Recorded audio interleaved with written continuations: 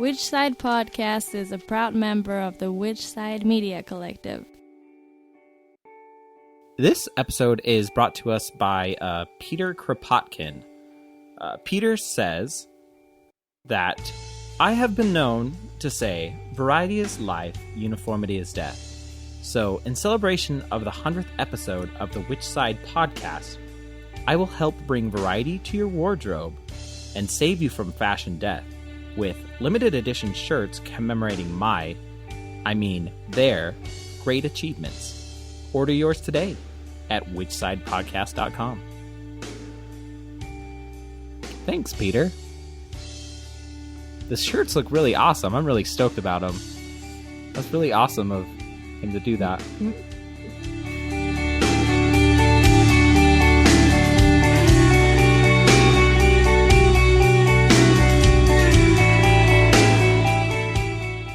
This, ladies and gentlemen, is episode 100. Yeah, we have Keegan the Vegan from Cowspiracy, co-director. Keegan the Vegan. He probably gets that all the time, but I know he doesn't ask to go by that. No. But he hasn't been vegan in a long time. Yeah. And Cowspiracy is pretty amazing. Yeah. I loved it. They're hosting screenings all over, and if there's not a screening by you, he talks about it in here, you can host one For free. For free. Doesn't cost you anything to set it up. So listen to it and figure out how you can do that in your area. What news and events do we have going on this week, Jordan? As you heard from our intro, Peter Kropotkin was kind enough to create a commemorative t-shirt for us. That is so nice of you, Peter. I mean, it's kind of weird because he just put his name on the shirt and then our name really small underneath it, but whatever. A little egotistical, Peter. A little bit. But we really appreciate it. So you should go to whichsidepodcast.com and click on the link to order your shirt now.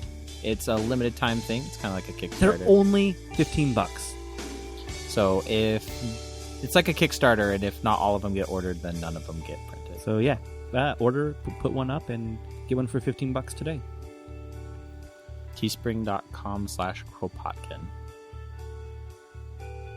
So you want to know what the slingshot is this week? Do you? That sounds. Yeah. Did you know on October 9th, 1886? Do you know what happened that day? October 9th, 1886? You really should know. No, tell me. Yeah. You know the Haymarket anarchists? Mm-hmm. That's when they were sentenced to death. Sounds familiar. Yeah. You've heard of that, right? Haymarket. Haymarket. Yeah. A bunch of rioters or something, right? That's in New York, right? Just kidding. I sincerely hope you guys enjoy this episode. We just laughed about martyrs. It's not cool, man. It's not cool at all. You made me laugh even more. No, it's not cool. Thank you for fucked up shit. Calling me out on that.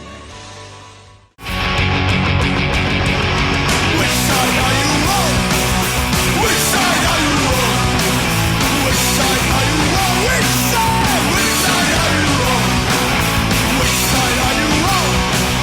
Which side are you on? Which side are you on? Which side are you on?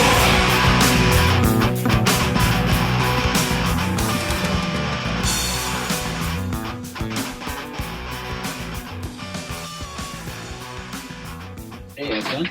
How's it going? It's Jordan. Hey, Jordan. I'm Jeremy, by the way.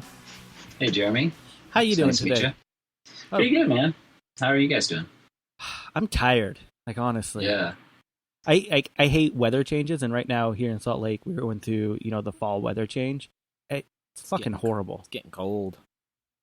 It's actually like summer finally hit here. It's the warmest it's been all year today. Oh, really? Where are you at? Yeah.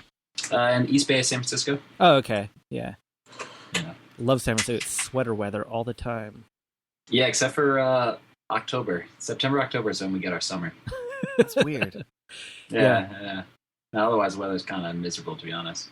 It's or it's great. It's like it's perpetually fall. It's kind of how it is. So The last time I was in San Francisco was at the turn of the century. I was there on New Year's Eve in 2000.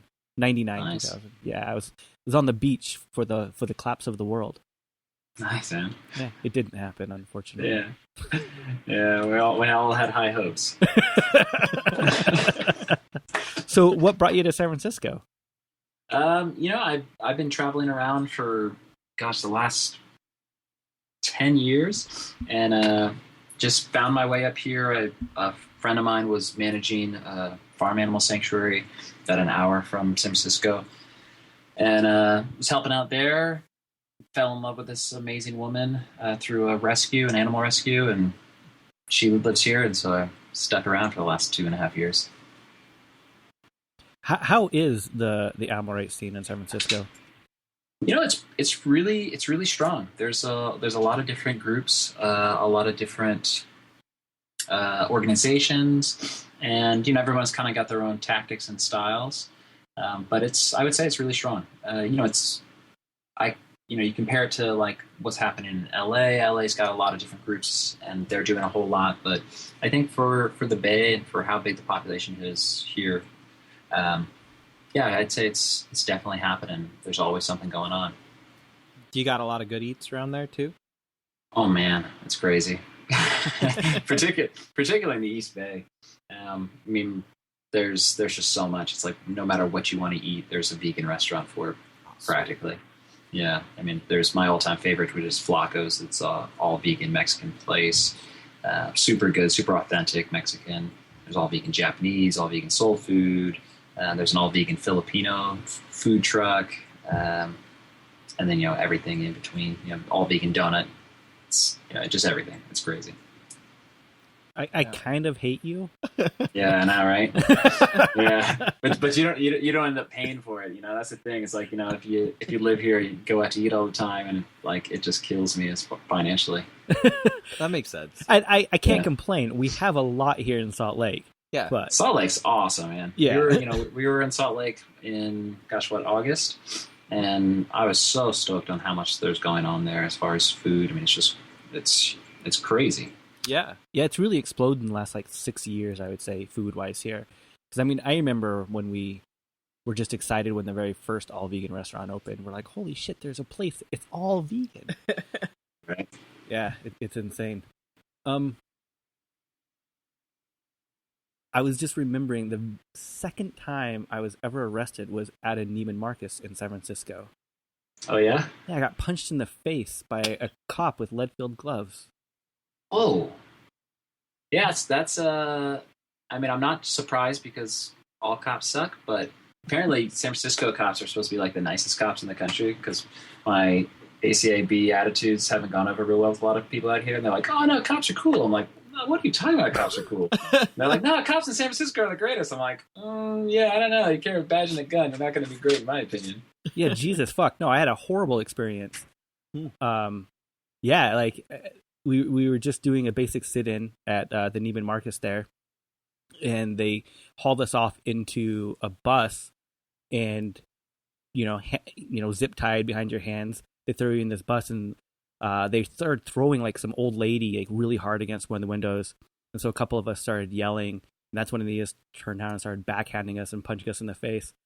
It was a wonderful experience. Jeez, when was that? 98.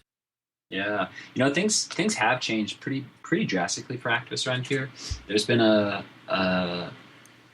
handful of lawsuits that have been won against the police department, particularly in Oakland. There's the police department in San Francisco or in Daly City was sued by animal rights activists for violating First Amendment protected activities and false arrests. And it's mellowed out the cops how they deal with activists, particularly how they deal with animal rights activists. There was a suit that just won for the Sacramento, or basically like the Sacramento Fairgrounds, their police department, for illegal arrests against activists, and so now it's I grew up on the East Coast and was used to being harassed at every single demo and protest, and here it's we have the circus comes to town and we've got all this access. Cops don't even talk to us because the last lawsuit they had, for example, in Oakland was $500,000. paid out to activists and their lawyers. So Yeah, but didn't Yeah. Oakland have a bunch of problem with non-animal rights activists just like 2 years ago? Like some big problems. Well, the Occupy stuff. Yeah, Yeah, it was right like around that Occupy. time. Yeah. As far as like the activists dealing with police repression, yeah, absolutely. I mean, it's still there. But as far as when it comes to animal rights, the cops, particularly in Oakland, like they don't have a problem killing people clearly. But when it comes to financial and how it affects the bottom dollar, then they start to become real polite. And that's the sad truth is that, like, coming from my background, I was really kind of against using like the quote unquote judicial system to fight the cause for justice. But it's like, hey, it's an effective tool when it's used financially. When you say coming from your background, what's your background? I come from the punk and hardcore background, which would be anti-authoritarian.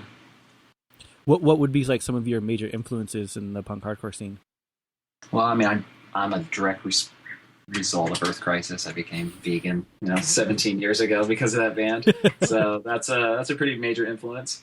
Yeah, I mean, hardcore's had I honestly wouldn't be doing the things I'm doing today if it wasn't for hardcore bands like Earth Crisis in particular, the biggest one for sure. It just totally shaped how I looked at the world.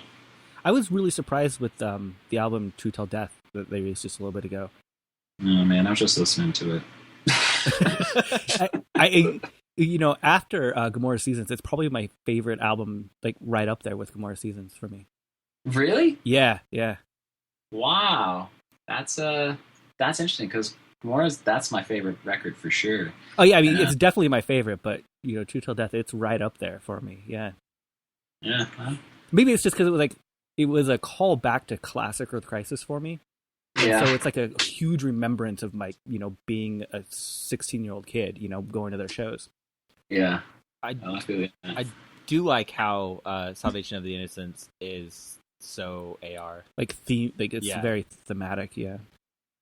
And that's like almost like not very common. Like they usually do a little of both, but to have it pretty much exclusively animal rights. It is 100% animal rights, yeah. So Have you listened to that one yet? Yeah, I was listening to actually all of Earth Crisis records today. And it's getting pumped for the show.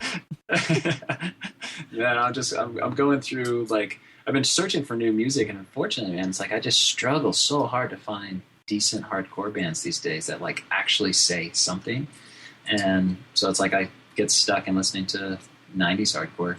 Not that that's a complaint, but I think that's pretty common. I know, right? I feel like I'm in the same thing.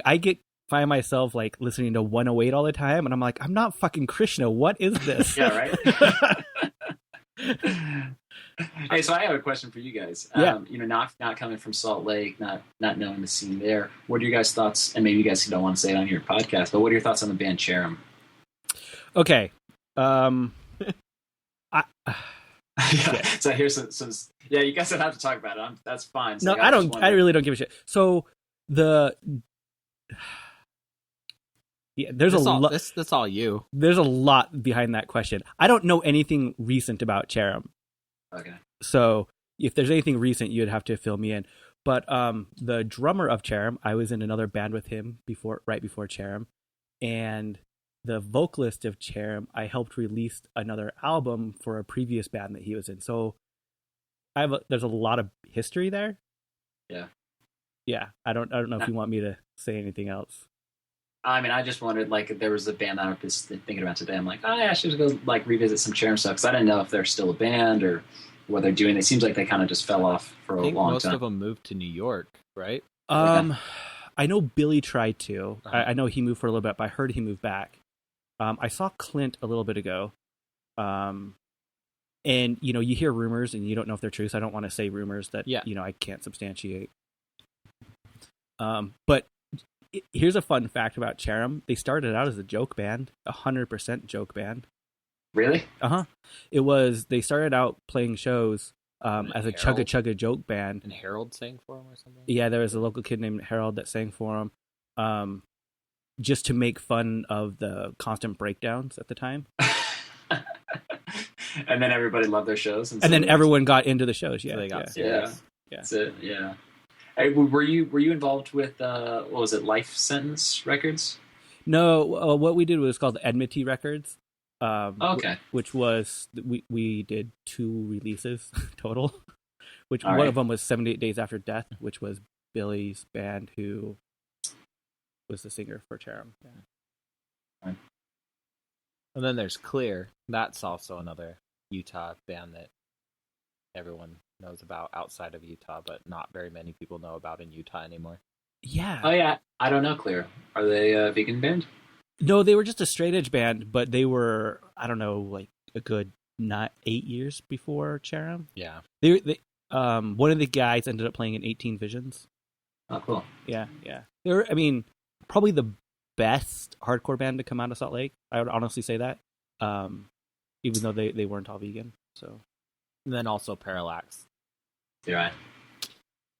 But anyways, yeah. You like how I switched that on you? Wow.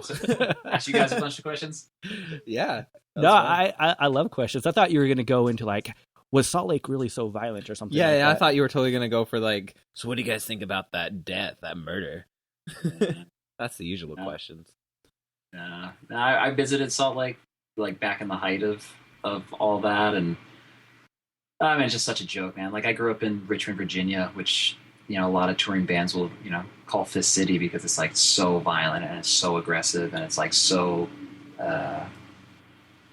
crew oriented. Mm-hmm. And so, like, to go to Salt Lake is like, oh, whatever, man. Like, this is a joke. Like, you know, there's shows like it seemed like every 10th show somebody pulled out a gun or a knife at a Richmond show. So Salt Lake scene always seemed kind of mellow to me. You know, like at the height of like when it was supposedly the worst, I never thought it was that bad. Like, if that makes sense. Right. Like, yeah, there was violence. Yeah, there was fights. Yeah, I saw the owner of a club get curb stomped once, but you know, he kind of deserved it. Yeah, well, yeah, I mean, same sort of stuff in Richmond. But it really, like, I look back on it, and I was just a wimpy, you know, skinny little non-violent vegan kid, and it didn't seem terrible. Like, you just don't say stupid shit to people that are all about, you know, throwing fists, and you're fine. Exactly. Yeah. Is there any sort of scene going on today? I mean, are there good bands in Salt Lake, or any bands you all listen to? I really fell out of listening to hardcore about like 2000. Not like listening to it, but new bands. Right around 2000, 2001. Yeah. I know that there was Grudge City here for a while, and that And came then- out of like Cherem. And then Aftermath of a Train Wreck. Oh yeah, Yeah. Grudge City was like a scene, and then they there's all these like, you know, your stupid ass whatever you call them, the different scenes that you have now. Yeah. Like Oh, there was Grudge City and Salt Hate City. then there's Those were 2 big camps. Wasatch Hardcore. Yeah. Then there's like, you know, your other ones that are just like Frat Boys Club 9, you know, whatever. Anywho. I'm in my 30s. I can't fuck with that shit anymore. yeah, right. I mean, last show I went to, it was like I got kicked real hard in the face, and I was like, "What am I doing? What, like, this is like really a younger kid sort of sport." So. Anyways, to bring this to why you're here. So how did you get involved in Cowspiracy? I had just finished my first feature-length documentary called Sherlock, which was about the largest animal rescue in California history, second largest in the country, and heard about this guy Kip, who was trying to make this film about the environmental impact of animal agriculture, and we teamed up, and it ended up just working out so well. You know, I've been vegan for more than half my life, and, you know, environmental issues were pretty much at the forefront. I was actually more involved in environmental issues. That was closer to my heart than even animal rights stuff for a long time. Just because I felt like if we didn't have a planet to live on, what's the point of fighting for, you know, the animals? And yeah, it just ended up working out really well, man. We worked like crazy, shooting for about 6.5 months, and then edited for about 9 months. And just bust out this film, and it's been pretty phenomenal. The response it's gotten, and I feel actually pretty proud of what we pulled off. I thoroughly enjoyed the film, but one of my questions I have is how accurate is the narrative to the storyline of Kip? Yeah, it's pretty, and for those who haven't seen the film, so the film follows my co-director Kip Anderson on this journey, finding out about animal agriculture, how destructive it is to the planet, and why the world's leading environmental organizations don't talk about it. It's very accurate. The timeline's the only thing that's off. So it's like in the film, he talks about like, trying to get in touch with these organizations for, months. And in fact, that was actually years. It was years before we even started shooting. He'd been writing and calling and going into these organizations' headquarters and never got any response. And so then he realized, that he was going to have to use a camera. It's the only way he was going to get in. But otherwise, the story, it really follows, like, it's an honest story. It's just the only thing different, again, is the timeline. It's some of it's reenactments, but otherwise it's pretty accurate. I was wondering, like, if it was super accurate, because it's one of those things that I'd be a little embarrassed to say that the vice president's what got me involved in environmentalism. Yeah. I mean, that's, and in some respects it is. Kip comes from like a very mainstream, he's like average sort of guy, which I think works great for the film. But, it was one of those, like a lot of people, just like, that was what, got people thinking.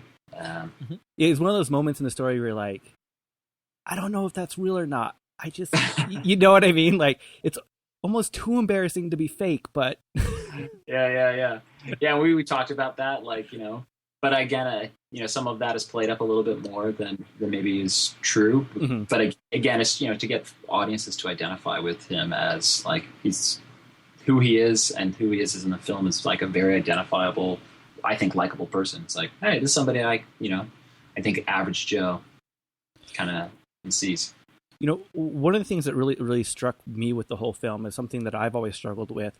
It's one of the reasons I don't call myself an environmentalist, actually, is because every time I've been around environmentalists and animal issues come up and you talk about the environmental impact that animal agriculture has on it, they just sidestep it. And I can't take any environmentalists seriously if they're not looking at the animal agriculture issues of it. Yeah. And so I've for the longest time, I've had to step away from environmentalism because of it. Like, have you guys seen like the reaction from the environmental community because of it? Yeah, it's been awesome, actually. The Rainforest Action Network, which was one of the organizations we interviewed in the film, focuses on ending rainforest destruction. Their 4 leading things don't mention animal agriculture, even though it's the, cattle grazing is responsible for, upwards of 91% of all the Amazon destruction. And after the film came out, they started releasing all of these memes on social media about animal agriculture and about like, water pollution and food, and which is great. And they're promoting it, and they're advocating for a plant-based diet, which is awesome. Unfortunately, they still haven't done one about rainforest destruction, which is kind of odd coming from a rainforest organization. You'd think that the first one they talk about is, if you want to help the rainforest, don't eat beef, don't support this, don't support that. But, we totally applaud them. And then I was just talking with an activist yesterday, and they said that Sierra Club at the climate march here in Oakland a couple of weeks ago had a big sign about the impacts of meat. And so that's awesome. And that's huge progress to get these organizations to be like outward and talking about it. Still, their focus is going to be on fossil fuels. And that totally needs to be addressed. And like, I'm not trying to pull people away from issues that they care about, but it's just putting things in perspective and having these organizations put things in perspective. It's like, yes, totally, we should talk about, mountaintop removal and coal burning power plants, but let's compare it to animal agriculture and see what we can do on an every single day basis. Not everybody's running a coal power plant, 3 times a day. It's like they're using the electricity from it, but every single day people are eating animal products, so they can change that. Yeah, I saw a lot of those memes that Rainforest Action Network was putting out, and some of the responses were very mixed from the people. It was kind of frustrating because they'd be like, well, let's talk about, fracking. Well, yeah, fracking also uses a ton of fucking water, but it still doesn't compare to animal agriculture. You can have two bad things. Yeah, exactly. Well, and that's what I think is really important. That's something we focus on in the film is putting comparison, because people will say that they're like, well, like, yeah, of course animal agriculture is bad, but what about fracking? It's like, okay, cool. What about fracking? Well, fracking uses in the United States roughly about 100 million gallons of water every year. Is that right? 100 million? Yeah, it was like 107 last time I read or something. Yeah. Yeah, which is pretty phenomenal. It's huge. And, the groundwater pollution is terrible. I mean, it's just like, communities getting sick and, animals and whole ecosystems being destroyed by the shit that they pump into the ground. But you compare that to animal agriculture. Animal agriculture consumes about 34 trillion gallons of water. So, I mean, it's like we're talking just astronomically more. It produces just as much methane into the atmosphere, is the leading cause of water pollution, leading cause of groundwater pollution, leading cause of ocean dead zones, is leading cause of nitrate pollutions, which make communities sick. I mean, so it's like these organizations need to address this and show their supporters, true perspective and say, yeah, fracking is a huge problem. We totally need to stop it. But, let's keep things in perspective. I bet there's single farms or single, factory farms that use more water than all of fracking combined. I wouldn't be surprised if they're growing all the feed that they're feeding the animals. Yeah. It's just astronomical when you consider that, a dairy cow, for example, drinks, anywhere from 30 to 40 gallons a day. That's just what she drinks. It's like, that's not including all the water used in, washing, all the water, embedded in the grain that she eats, which is, 150 pounds a day. Yeah, I mean, it's just astronomical, the amount of water that goes to animal agriculture. I mean, in California, we're in this massive drought, right? It's the worst recorded drought in U.S. history. Yeah. So telling everybody to take shorter showers. I saw a big ad on the public transit here that said, take shorter showers. You can save 2.5 gallons a minute. And it's like, wow, that's awesome. Yeah, great, totally. It's like you could save 2.5 gallons, every day. Or, the ad that you don't see is, or you could not eat a cheeseburger and save 600 gallons a day. Like, they're not talking about that. Half of all water in California goes to animal agriculture, meat and dairy and eggs. So, it's people don't want to change. Yeah, there's an obvious, clear disconnect. I saw a water conservation barbecue advertisement the other day. It's like, come to the annual barbecue for Water Conservation Society. Like, that's great. Or maybe it was soy burgers. Could have been. So how do we address this? How do we inform people? Get real angry. Has there been any response from any of these environmental organizations due to the film? We had Amazon Watch, who was another one of the organizations featured in the film. They got kind of pissy at us. They, felt like they were misrepresented. But, we don't change what people say. It's like we're truly representing the things that they said. And a lot of these organizations are they're either totally clueless, they intentionally are invasive, avoid answering the questions, or C, will be honest, but they, as an organization, don't address it. So we would have interviewed somebody and they would say, oh yeah, it's a major problem, but that's not their policy. That's not like their official stance on it. So it's, they're really just paying lip service to it. I was going to say, I found it really interesting that, you talked, I think it was the president of the Sierra Club, and his response was, what about animal agriculture? But then you talk to like people in the dairy industry and the meat industry, and they're like, yeah, this isn't sustainable. Yeah, you like that? I know, it was amazing. We interviewed the CEO of Clover Dairy, which is one of the largest organic, certified, sustainable dairy companies in California. And the CEO straight up said, he goes, yeah, this is not sustainable for the world population. Like, there's no way you're going to meet the world's demand for dairy, in a sustainable way. And then we interviewed their lead farmer, because they're a supply company, their main supplier. And the farmer says in the same day, yeah, it's not sustainable. You can't do this for the world. So it's like the farmers get it. They're embedded in it. They have an invested interest to want to keep it going, but they acknowledge that no way, you can't feed the world this way. And it's, that's something that more consumers need to hear. It's particularly in the, Whole Foods, foodie movement. It's like grass-fed beef and organic, dairy and free-range eggs. Like, it's not a solution. It's just, I'm sorry, it's just not a solution if you care about sustainability. If, it's more sustainable as far as the inputs. It's more sustainable to keep animals in cages, extreme confinement, pump them full of antibiotics, genetically modify them. Like, if you care about sustainability, that's the way to go. If you care about animal ethics, well, obviously, like, not eating animals, but, or do the, treat them nice before you slit their throat sort of attitude. But you can't have both. So they just don't go together. Have you gotten any like flack from like the vegan community on pushing a hard stance of veganism?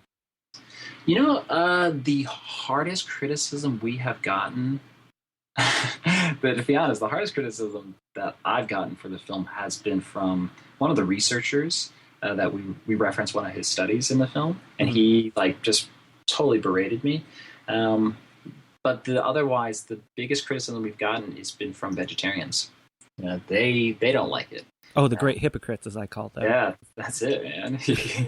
So, but some people said, hey, it's really, it's because we address Meatless Mondays and how that's not really a solution. It's a great campaign, and I think it's done a lot to like get people talking and getting schools to go Meatless Mondays, and they're doing it with like militaries around the world are going Meatless Mondays, and it's like, oh, that's great. But when you look at the timeline we're on, like, we simply do not have time for Meatless Mondays. Like, it's got to be all or nothing. It's like the planet is fucking dying, and it's like it'd be like what Kip says. He goes, it's like a doctor, their patient's dying of lung cancer, and they're saying, oh, well, do smokeless Sundays. Smoke 6 days of the week, but Sunday, just cut back. It's like, no doctor in their right mind would ever say that. So, as advocates for the planet, we can't say like, oh yeah, only kill the planet 6 days out of the week and 1 day a week, that'll be something. It's like, no, we don't have time for that. And it's got to be, regardless of whether people are going to make the change or not, we have to provide the information and allow, the patients to figure it out for themselves, what they're going to decide is reasonable. I liked one of the graphs that you did. I think it was something like a vegan can live off of like an eighth of an acre? A sixth of an acre. And then there was a comparison with the vegetarian diet and then an omnivore diet. Yeah. I mean, it's about a sixth of an acre for a vegan. It's about a third of an acre to a half acre for a vegetarian, and it's upwards of 3 acres for an American omnivore who has high consumption of animal products. And so, just that alone, it's like there's less than 1 acre of farmable land per person on the planet today. It's like we simply do not have enough land on the planet to feed people the way Americans eat. And that's something that I think totally needs to be addressed with, this permaculture movement, and people saying, oh, well, or, I've got space and I can graze cows and this and that. It's like, well, that's fine. Like, if you don't care about the world's hungriest people, it's like landless peasants don't have that much space. It's like people have, a sixth of an acre. It's like I live on about a 5,000 square foot lot, and I've got about 1,000 square foot backyard, and my partner and I, we grow about a third of the food we eat. It's like, but if we were to try and raise just one chicken, it's like we couldn't even just sustain one chicken off of 1,000 square feet, for how much food she needs to eat. And then it's like, so we could get, a 3-ounce egg. I mean, it's just this crazy, we have to look at the numbers, we have to look at world population and just realize there's just no way to do this for the world. Yeah, my parents have about a third of an acre garden that awesome feeds most of my family all of our produce for an entire year. That's it. It's awesome. Yeah. Yeah, I mean, it's just astronomical. You can, an acre of potatoes and kale, produces about, anywhere between 30 to 40,000 pounds of edible protein. If you've never grown kale, it grows like a fucking weed. Yeah, really, man. Yeah, it's not a hard plant to grow. No, and you just keep getting leaves after leaves. It's great. Yeah. You ever tried to raise an animal? It's a lot more intensive. They gotta be fed and given water and protected from the elements. No, it's crazy. I thought you were actually asking me the question. Like, no, I have not. No, one of the things that really surprised me is me and my wife watched the film together, and my mother-in-law is vegetarian. The first thing my wife said was, "I think this will get my mom to go vegan." That would be my mom too. That would be Jordan's mother. Yeah. Did it work? She hasn't watched it yet. No. It's surprising. I don't know how long I've been vegan. Like 16, 15, 16? 16 years, something Yeah, like that. I've tried my entire life to get my mom to stop eating meat, and it wasn't until Vegucated came out, and that's the film that fucking did it for her. Out of That's awesome. everything else. Yeah. And so, I mean, it's a matter of time, you know. Like, she might go vegan. I don't know. Yeah. Everyone in my family's vegan at this point. I come from a family of 6 kids. Awesome. Yeah, and my method was just be a total asshole. I was just a complete ass to everybody in my family. Anytime they were eating, my sister would be eating mayonnaise. I'm like, what are you, a fucking pervert? Like, that's fucking disgusting. What are you doing? And they hated me, but the family couldn't like disown me, and just beat them down to the point where they all finally submitted. And now they're all like advocates. My sister, I used to get like battle over it. And she's like, I'll never be fucking vegan because of you. Oh, sorry, you guys curse on the show, right? Oh yeah. Okay.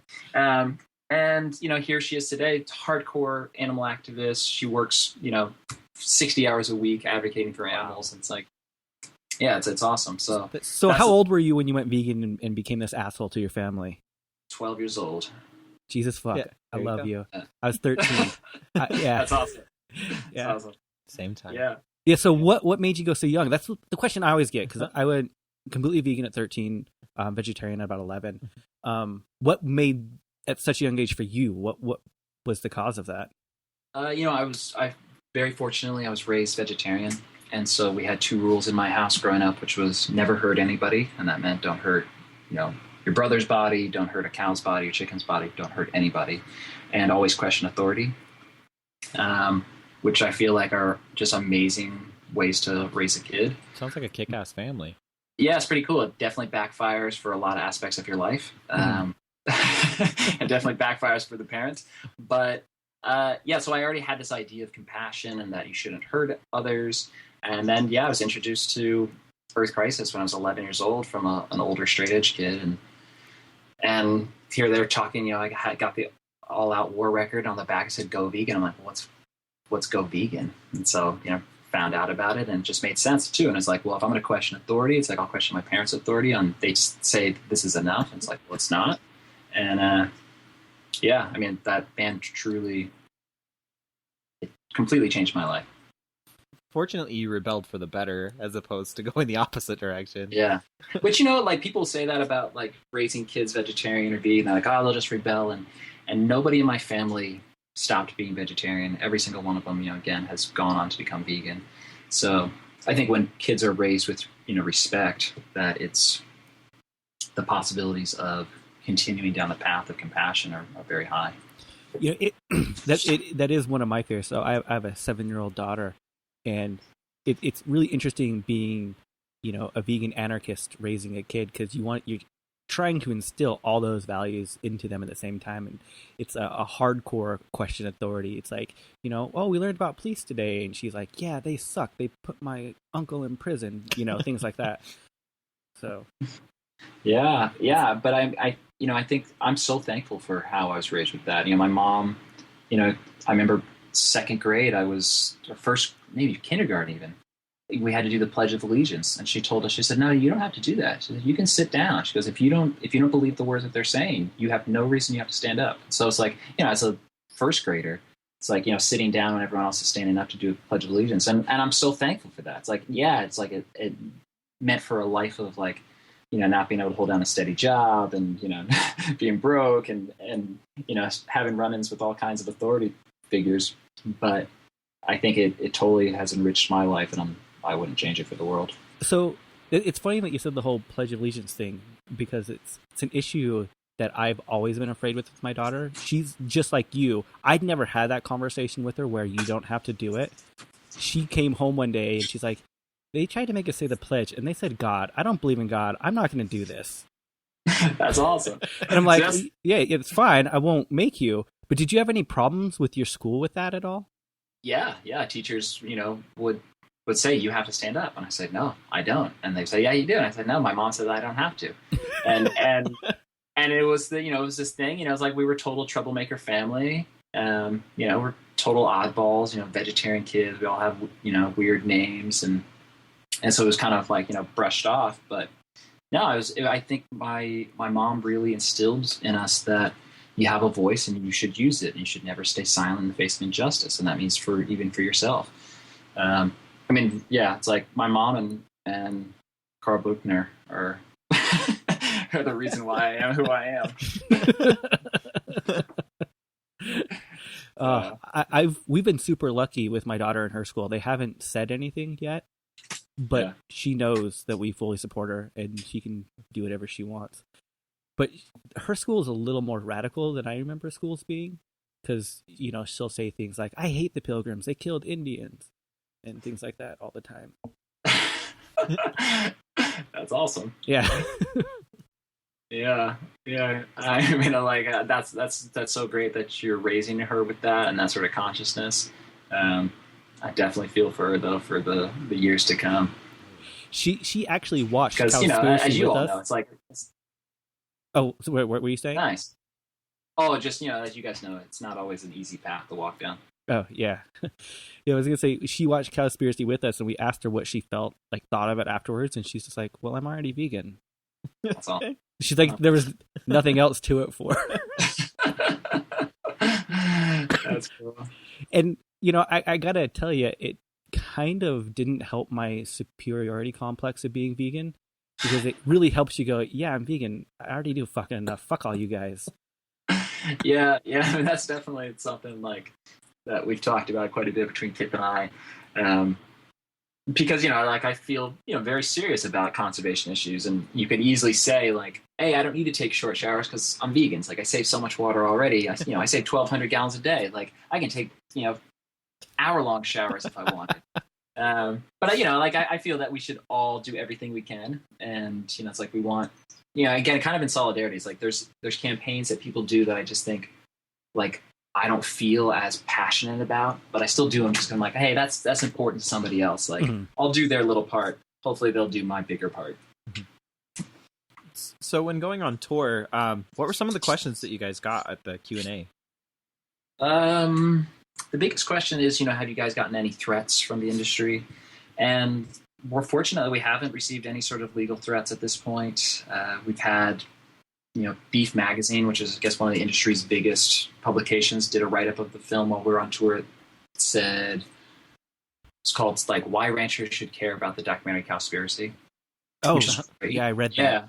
Yeah, and then a bunch of other, like, farms.com and a bunch of other, like, online and printed publications have done reviews of the film and, bashed it. But it's great because it confirms that they're paying attention to it and that they're concerned about it. And I think that's important, that it's on their radar and they're paying attention because they know it's good. If it gets out there, it will be very impactful and has the potential to be very impactful. The other questions are, what are you guys doing with the film?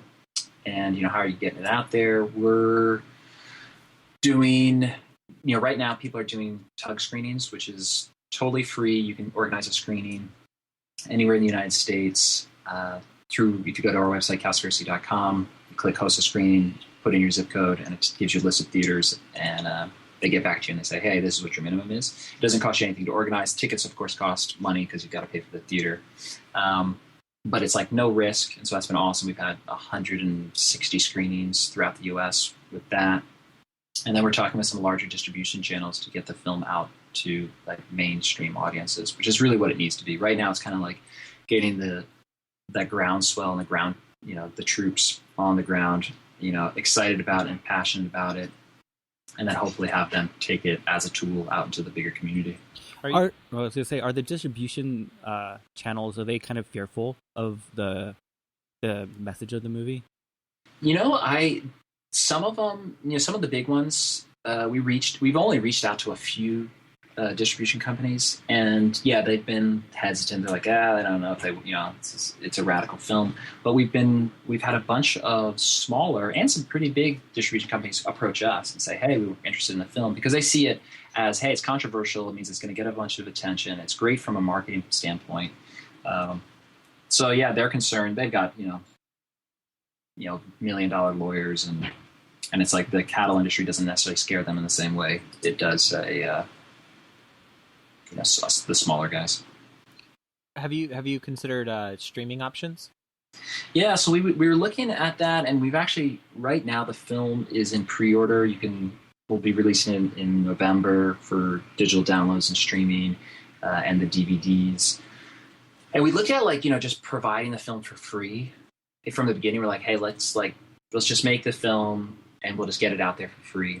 But then we were doing a ton of research on that, and what ends up happening is, since anybody can put a video online, on Vimeo or on YouTube, it totally changes how an audience looks at it.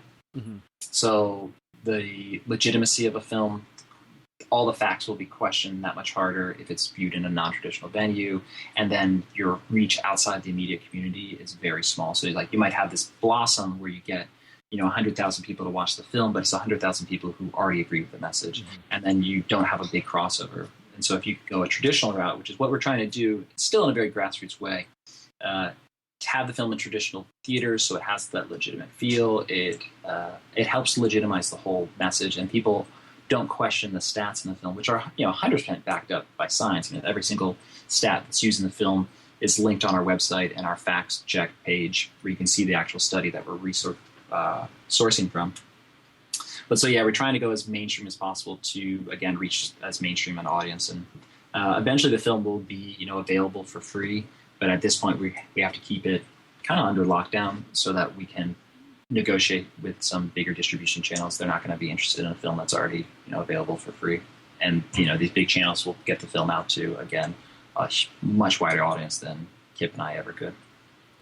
So what do you recommend to the average animal rights activist who's already vegan, who already gives a shit about these animal issues, but now has the hardcore backing to back up the environmental issues? What do you want them to do with that information now? Use it as a tool in every way you can. Every time someone brings up environmental concerns, bring up animal agriculture.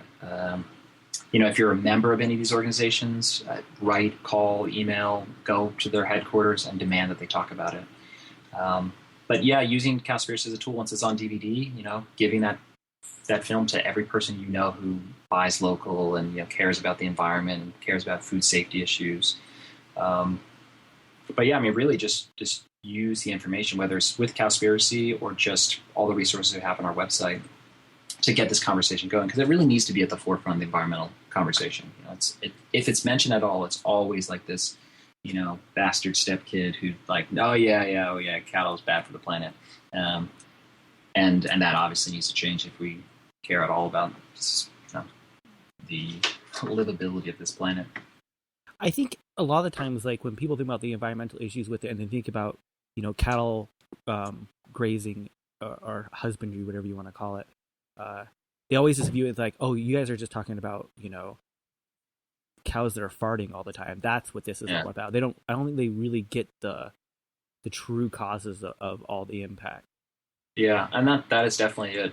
It's people think about concentrated animal feeding operations. They think about factory farms, and they think about methane from digestion from ruminants. But the main issues really is about land transfer. Transferring forested land into grazing land. You lose these huge carbon sinks. So it's like forests pull carbon out of the atmosphere and sequester it in their own cells and then in the soil. And so you cut down the forest, it's like you just lost this massive battery that would be pulling carbon out of the atmosphere, which is what we desperately need. And then, of course, there's the methane that's produced from trampling animals, from their waste, from all of the chemical fertilizers, from all the fields, from the grain that they're fed. It just goes on and on. But the biggest issue, really, as far as an environmental, is land transferal. It's when you take one ecosystem and try and transition into another to make it beneficial for animal agriculture. So since you've been in the animal rights, scene for so long, what's been the biggest change that you've seen in the community? Yeah, I don't know. More apathy. The truth. It's I got into animal rights in the mid to late 90s, and it was just exploding. It was crazy what was going on. And it's and I was a young kid, and so everything seems crazier and bigger when you're younger, but it's it was just insane. And and I feel like things have definitely mellowed in a major way as far as what kind of activism is really heavily promoted or people are engaged in. But by and large, I mean, the movement continues to grow. It maybe has tempered itself, and there's more of a focus, in the past couple of years back to investigations, which I'm happy to see. But as far as like people and what they're focused on, yeah, I don't know how much has really changed. There's definitely been a watering down of a lot of animal rights groups into animal welfare groups, which is sad to me. And when a group that's supposed to be advocating for animals advocates for the eating of animals, even if it's the quote unquote more ethical version of that body part or secretion, that to me is when people stop being animal advocates and they start being meat and dairy advocates. And that's sadly what has happened, I think, for a handful of organizations. Well, do you think that a lot of the reason why some of the more extreme actions, I guess you could say, have slowed down is due in part to animal enterprise, terrorism things, or ag-gag things? Yeah, I mean, no doubt that repression has affected, actions. Yeah, no doubt at all. But part of it, I think, is just also people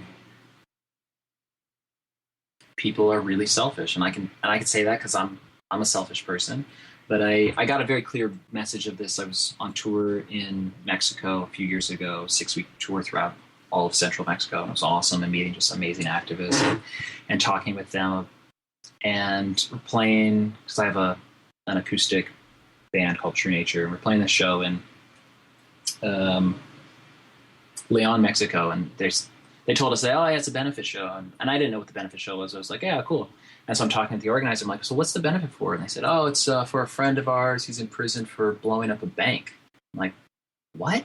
They're like, yeah, he blew up a bank. They were involved in animal testing. So, yeah, they bombed his car, the bank's owner's car, and then they blew up the front of this bank. And it was just like, shit. Oh my God, yeah. And so, and we're talking with, and so, yeah, a couple of days later, we're in another city in the south of Mexico. And the activists, or before we even got there, the activists, the organizers get in touch with us and said, hey, you're going to have a hard time getting into the city because all the streets are blocked off because the teachers are on strike, and they blockaded the roads, and they're killing cops. So it's really hard to get in. I said, and like the school teachers? They're like, yeah, school teachers. They're like, it happens every couple months. It's like, there's school teachers in Mexico killing cops? Like, what? and I think and what it is, and again, I mean, I've got a dozen of these stories with activists taking things to a whole nother level in Mexico that we wouldn't see in the United States. And I think what it is that here we're all taught and told that we're special, and that our life matters, and that we're all these perfect little snowflakes, and what you do is important. And I think in other cultures, particularly the lower the income of the individuals, there is a devaluing on whether conscious or unconscious, that if you feel like your life is not valuable, if your life isn't worth that much, well, then what's the big deal if you get shot and killed doing something you believe in? It's like, what's the big deal if you end up in prison? It's like, well, I'm just somebody else. If you live around the reality of life and death all the time, and you see death, then it's like, oh, what's the big deal? And then I'm not saying that as like a glorification or like that's a good thing, because clearly like that's a very sad way for so many people to live. But at the same time, it's also to look at ourselves and the privilege that we've got and be like, yeah, why do I think that my freedom and my choices are so important, or what I want to do is so important, when there's like bigger issues at hand?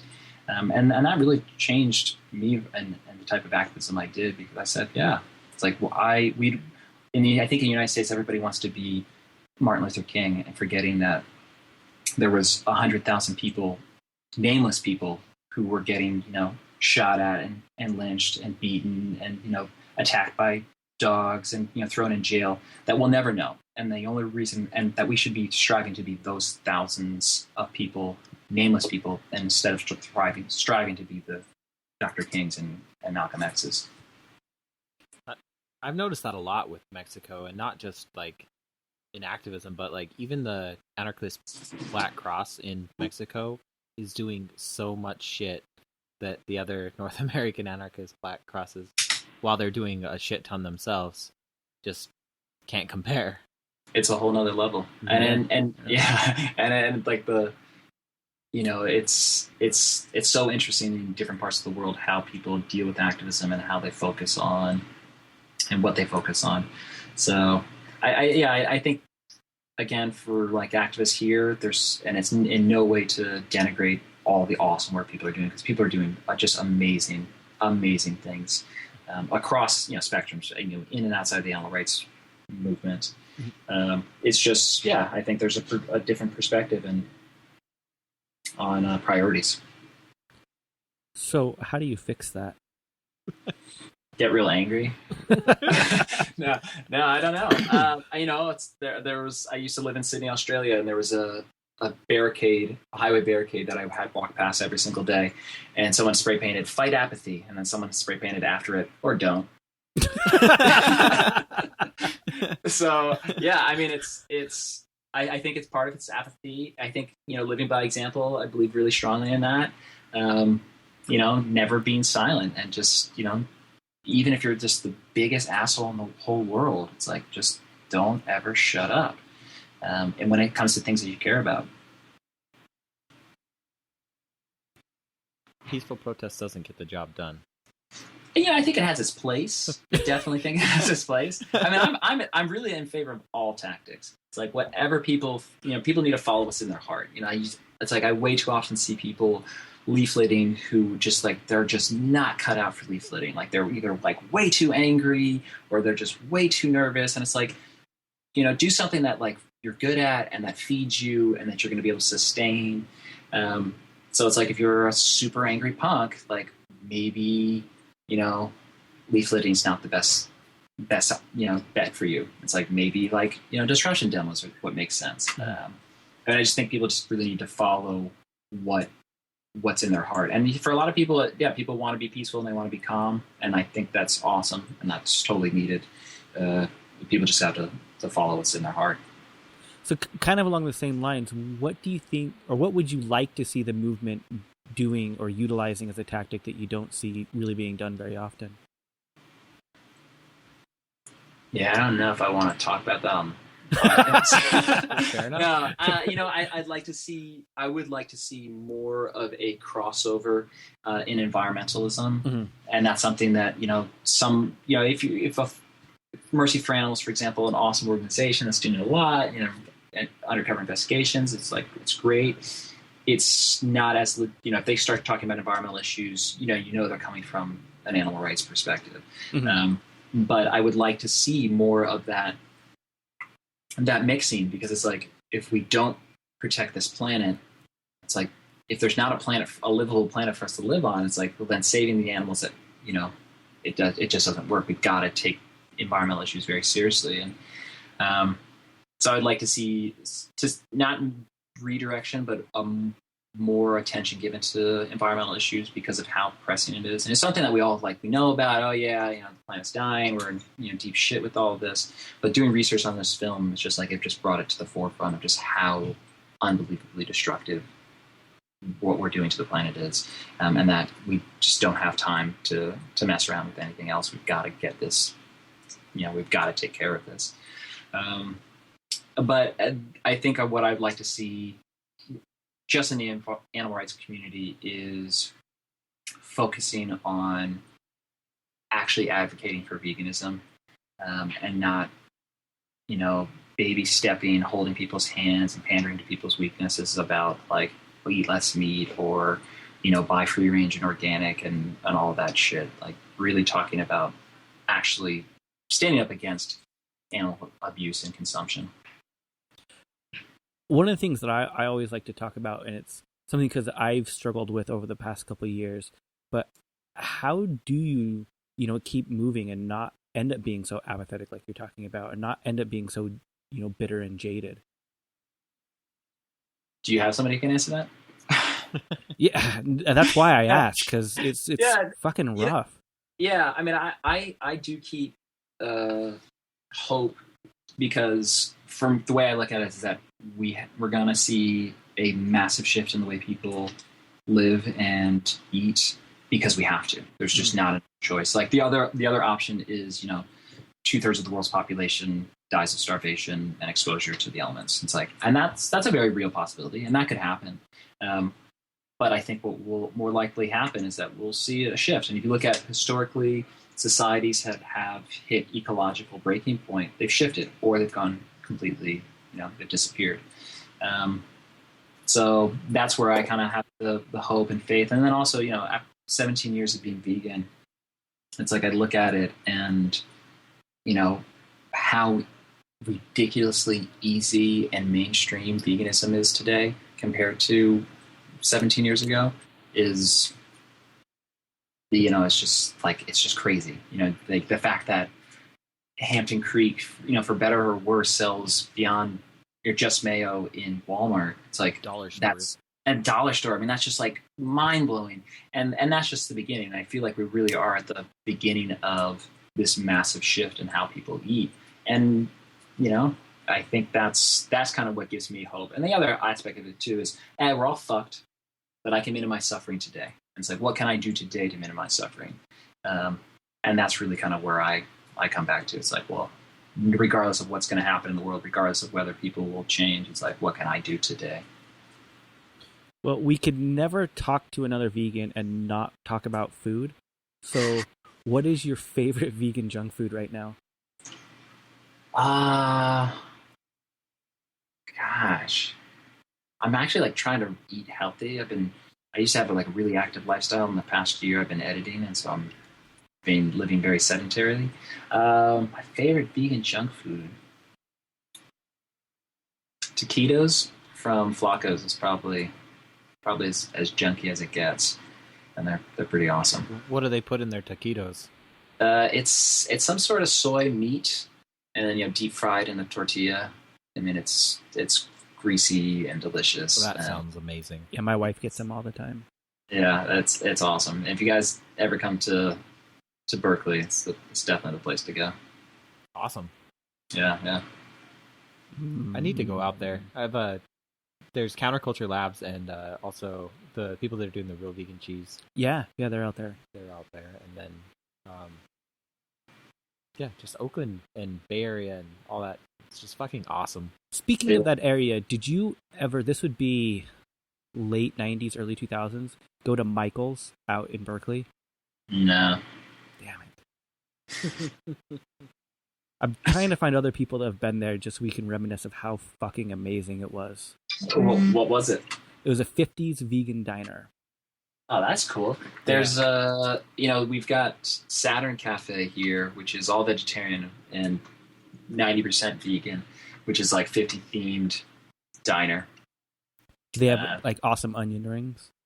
They have pretty decent onion strings, but their main thing is their milkshakes. The vanilla peanut butter milkshakes are pretty awesome. They're up there, some of the best. I need to find someone who's been to the Source restaurant. Source is pretty good. Is it still around? I don't know if the San Francisco one is. I'm pretty sure it is. But they just opened up a smaller one, the Source Mini, in Berkeley, and it's a takeout place, and it's pretty good.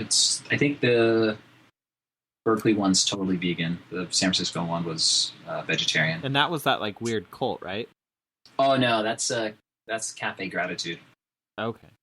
Yeah, and they're pretty good. They've got an all vegan Mexican place called Gracias Madre. Super good, kind of higher end there in the city. And then there's a Cafe Gratitude here in Berkeley as well. It's pretty awesome. A little bit more expensive, but I've always found it weird that you find lots of anarchists that are vegan that support cults by going to their restaurants. Like Loving Hut? Yeah.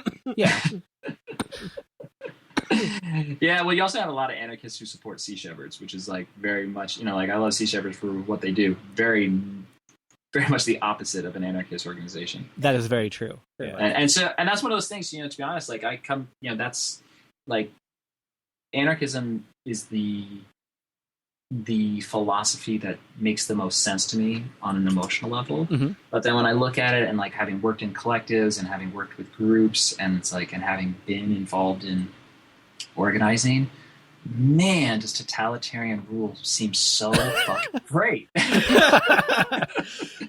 You know, like, I mean, but Paul Watson said in an interview once, someone said, you know, are your ships democratically organized? He said, the day that my ships are democratically organized, my crew will be the first to know about it. And it was just, you know, it's like his rules and everybody follows what he says. And if you don't like it, get the fuck off the boat. And wow, look, it works really, really well. And it actually like really made me question a lot of how like I looked at organizing and about how, yeah, just trying to get things done. And man, consensus is like a slow, really painful, agonizing process where if you're just like, hey, I'm the ruler and you all are going to do what I say, things get done really quick. But it also opens up for all kinds of other problems, clearly. That's why like I always view my anarchism, like my personal anarchism, as my ideal. Like it's, yeah, that's my pipe dream. Yeah. But let's keep, sometimes, you know, you think it's just going to stay there. Yeah, right. Yeah. Yeah, but I'm okay. I'm okay with viewing it as an ideal and, you know, making steps towards that and not necessarily, you know, 100% all the time. Yeah. Yeah. But I guess I'm a sellout, so whatever. Yeah. I mean, yeah, that's one of those things that I struggle with, you know, big time. Well, anyways, how can people follow your work and get a hold of you? And you said you can do the screenings. That's awesome. Yeah, it's really cool. I think there was actually another Salt Lake screening, or just happened, or I think a couple of weeks ago there was another Salt Lake screening. But yeah, people can go on our website, cowspiracy.com. You can see the trailer there. You can pre-order the film. You can host a screening just by clicking the host screening button. It's totally for free anywhere in the United States. You can actually do international screenings as well. The film's been translated into 16 languages at this point. And yeah, set up a screening in your community, get people excited about it. We'll help you promote it. And then there's also an educational edit of the film that we're working on. It'll be 50 minutes. That'll be used for schools, and we're working on creating a whole curriculum around it because we've got a lot of universities and elementary schools, you know, all the way up, who want to use the film as a teaching tool, which is, you know, big reason why it was produced. So that's exciting, and that'll hopefully we'll have up on our website in the next couple months. Wow. I'll be super interested in that. Yeah. Yeah. Yeah, it's great. And, you know, people are already using it in universities. I think there's been like 30 university screenings. Most of the Ivy Leagues have screened it. Wow. So that's great. And yeah, we need to get this information out. And that's what I keep saying. It's like people can't make informed decisions unless they have the information. And there's been a total censorship of information on the environmental world. And so it's like we got to break that censorship and then let people make up their own minds. And it's like in a very anarchist way, it's like I don't want to tell people what to do. It's like even though I think that veganism is the absolute like most essential thing we should do, I'm not going to tell somebody they've got to be vegan. I'm going to give them the information. It's like, here, you know, this is what makes logical sense. And those who aren't, you know, obviously they're going to die of heart disease, and so we don't have to worry about it. Well, we end every episode saying "fuck, shit, damn." Would you mind saying it for us this week? Fuck, shit, damn. Awesome. Well, thank you very much. It's been a lot of fun. Thanks so much, guys. Okay, have a good night. You too. Bye. This week we heard To Believe in Something by The Cast Before the Break. And right now you're listening to Swing Bop by De Driet Rom. And as always, El Comandantes. Which side are you on? You on? Yeah. I didn't know if you were going to do it. I didn't know if you were either, because, you know, you were... But, iTunes, please rate and review us. It helps the show out tremendously. And if you haven't subscribed, also subscribe to us on iTunes. You can also find us on Stitcher, so totally check us out there.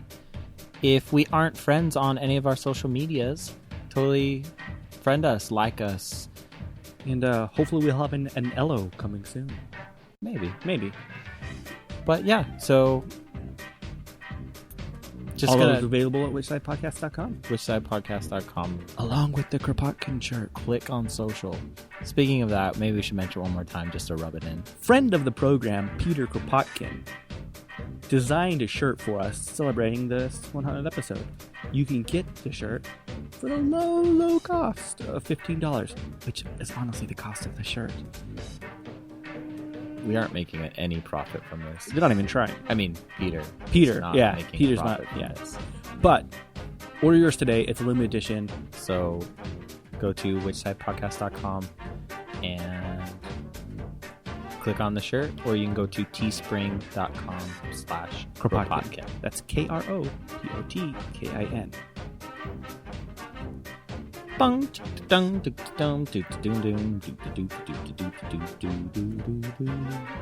Fuck shit down. Which Side is produced by the Which Side Media Collective.